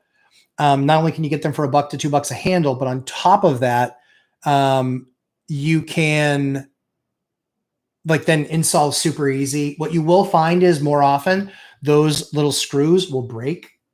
So we have, like handles that are just junk, but because they're not $12, we just toss them out. Not 10 out of 10, not 10 out of 11 are bad. And that'd be the cost benefit ratio. So maybe 1 out of 10 or 1 out of 12 are bad. And so we just take the one and just toss it. Over order. Do not order exactly what you need. That is a horrible idea. Over order. Because if you have an extra 2 or 3, boom, guess what? One breaks, no big deal. You go and you can replace it. You don't have to worry that the finish is going to be exactly the same. Chris, you are very welcome. Again, thank you for your service. We're trying to do something special for veterans coming up. So guys, stay tuned. Love veterans. A lot of my friends are vets. Yeah, we want to make sure you guys are leveraging those VA loans and getting the most bang for the buck, the most you can. Please, guys, if you are a veteran, share this with other veterans. This is one of the major reasons I started the channel, is because so many of my buddies that were veterans were asking me these questions. I was like, guys, I don't have enough time for you, all of you. So please share this with veterans. I love them in my family, close friends, love them. They put their life on the line for us. And I am more than happy to help out a vet and would love to do so. So please take a look at those videos, attend these live streams. I am happy to spend time answering anyone's questions, but even more so vets. Love you guys. Rocket Mortgage wanted me to commit fraud. That's not the best idea. With the FHA flip rule, I wouldn't recommend, or maybe it was just my loan officer. Yeah, it could be. I mean, it's tough, that brings something to mind. So I had a deal that I bought. I redid it. I flipped it. When I flipped it, it was within a year of my buying it. So the buyer was buying FHA. They actually required a second appraisal. because it was in less than a year, they required a second appraisal. The loan officer on the purchase had forgotten that, didn't understand that. That delayed our closing 5 days because they had to get a second appraisal ordered and in. And even though they rushed it, it still took 5 days, which was a miracle, but horrible nonetheless. But yeah, that needed a second appraisal. What was amazing is my sale price was $550 with no agent. It was $550. One came in at $552 and one came in at $565. I'd love for somebody to explain to me the $13,000 difference between appraisers, because they looked at exactly the same house and they looked at exactly the same house within 7 days of each other. So the market apparently moved $13,000 in 7 days. How lucky, even though I didn't see an extra dime. Basically, he wanted to change the contract sign date to get around the second appraisal. Yep, that sounds right. Yep. Obviously, don't do that. Don't do that. Nope. I mean, I look horizontal in stripes. Maybe you look great in stripes. These, the ones that you get in prison, or orange jumpsuits. Love orange for cars, hate orange for jumpsuits. All right. We're coming up on 2 hours, 5 more minutes. I'll do any more questions, and I'm probably going to call it at 2 because I'm already tired. But these are great questions. Hopefully you guys had fun today. If you did have fun today, please make sure to hit the like button. Again, any other questions, I'll make sure to answer in the next 5 minutes. One of my employees just left to join the Army. I have her watch the Three Amigos videos at work. Oh, perfect. Very cool. That's great. That's great. Yeah. Love doing those with Dion. What a great dude. I'm so glad I met him. Mike, obviously, so glad I met Mike. Mike and I have a blast doing this for people. Yeah. So it's a blast. They're a lot of fun. And, Dion's an awesome example. I mean, the guy did it on $60,000 and raising 3 kids. Like, yeah, I like my story, but I love Dion's story. Like, he's just the man. Tom, hi. Hi, Tom. Tom's great. You ask a lot of questions. I always try and answer those questions that you post on our channel. So much appreciated. Also, guys, feel free to let me know other stuff you want me to cover in the future. I am going to cover another deal that was part of our 8 refinance package. I'm going to cover another deal of that next Sunday's live stream. I'm going to find out how I can share that in the process, or if I just need to have a book or easel next to me with numbers on it so I can look at that. Couple minutes left. Like I said, give you guys a couple minutes left. If you want to answer any more questions, happy to do it. How do you find a good lender out of state? Ooh, that's a really good question. If you're buying out of state, you're going to have a real estate broker. I would talk to them about who they might recommend. Yeah, I would talk to them about who they recommend. Anybody else buying in that area that you know of, I would talk to them. I would find a way to get part of some sort of a landlord group from that area because they will have lending contacts. Yeah. So those are the 3 that I would do. I would do based on what your real estate broker says, based on what another meetup says, or based up somebody that you know in that area that if it's an area where you know to invest because other folks are there. Very helpful content. Thanks for your time. Oh, you're very welcome, John, Texas. I appreciate it. You're welcome. Did you see the lead paint video I sent you from NHREIA? I have not watched it yet. I did see that you sent. Yeah, I have firsthand experience with that stuff. And that, like I said, it almost bankrupted me twice. 2 times.